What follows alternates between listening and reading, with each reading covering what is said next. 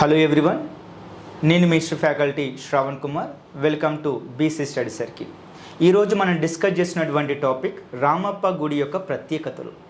ఈ రామప్ప గుడిని కాకతీయుల కాలంలో నిర్మించడం జరిగింది. ఇది ప్రస్తుతం ములుగు జిల్లాలో వెంకటాపూర్ గ్రామ సరిహద్దులో ఇది ఉండడం జరిగింది. దీనిని 1213లో రేచర్ల రుద్రుడు నిర్మించడం జరిగింది. రేచర్ల రుద్రుడు దీన్ని నిర్మించినట్టుగా రామప్ప చెరువు అనేటువంటి శాసనంలో క్లియర్ కట్గా మెన్షన్ చేయడం జరిగింది. దీనిని రేచర్ల రుద్రుడు ఎవరి కాలంలో, కాకతీయుల కాలంలో ఎవరి కాలంలో వేయించడంటే గణపతి దేవుడు కాలంలో వేయించడం జరిగింది. దీని యొక్క ప్రత్యేకత ఏమిటంటే ఈ యొక్క రామప్ప గుడి దగ్గర ఉన్నటువంటి దాని నిర్మాణంలో వాడినటువంటి ఇటుకలు అనేటువంటివి నీటిలో వేస్తే తేలియాడడం అనేటువంటిది అక్కడ ఉన్నటువంటి ఆ నిర్మాణం యొక్క ప్రత్యేకత.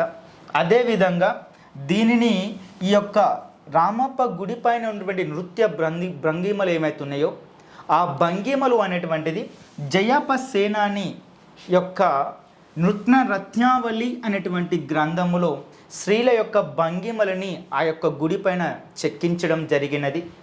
దీనిని ఇది ఏకశిల నిర్మితం అని కూడా చెప్పవచ్చు. ఇది ఏకశిల నిర్మితం అని కూడా చెప్పవచ్చు. దీనిని యునెస్కో అనేటువంటిది 2021లో గుర్తించడం జరిగింది. Thanks for watching this video.